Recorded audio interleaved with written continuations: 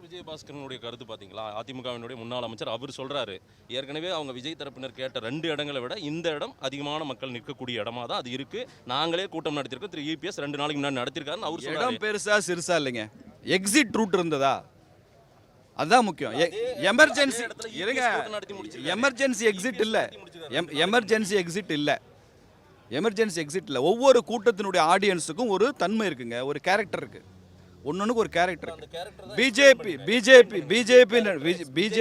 இங்கே பாருங்க, பிஜேபி நடத்துகிற கூட்டத்துக்குன்னு ஒரு கேரக்டர் இருக்கு, ஏடிஎம்கே நடத்துகிற கூட்டத்துக்கு கேரக்டர் இருக்கு, டிஎம்கேக்கு ஒரு கேரக்டர் இருக்கு. விஜய் புதுசாக அரசியலுக்கு வந்திருக்கிறாரு, இளைஞர்கள் அதிகம், எமோஷனல் க்ரௌட் அது.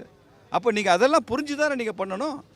நீங்கள் இந்துக்கள் ஊர்வலம் நடத்தினாலும் அதே மாதிரி தான் ஹேண்டில் பண்ணுறீங்க, முஸ்லீம்கள் ஊர்வலத்தை அப்படி தான் ஹேண்டில் பண்ணுறீங்க, கிறிஸ்டியன் ஊர்வலத்தை அப்படி தான் பண்ணுறீங்க. மூணுமே மதம் தான், ஒவ்வொரு மதத்தையும் தனித்தனியாக தான் ஹேண்டில் பண்ணுறீங்க. ஏன்னா ஒவ்வொன்றுடைய எமோஷன்ஸ் மாறுது, சென்டிமெண்ட்ஸ் மாறுதுல்ல.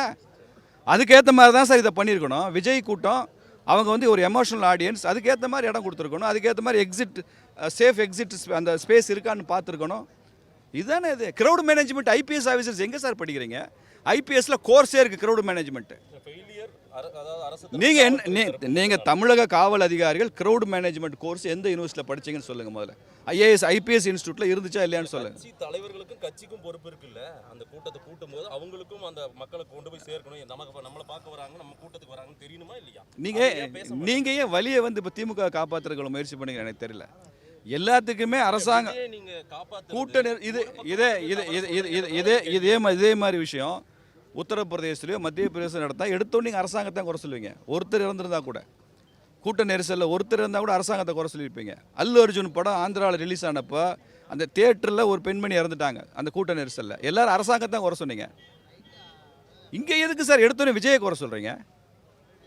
தவறான அணுகுமுறையில் போகாதீங்க. இப்போ இந்த இடம் இருக்குது, இந்த இடத்த ஏன் கொடுத்தாங்க காவல்துறை கேட்பீங்களா?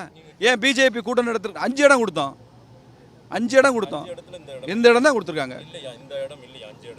இந்த இடம் நாங்கள் குறிப்பிடவில்லை, அவங்க குறிப்பிட்ட இடம் இது, அவங்க கொடுத்த இடம் இது.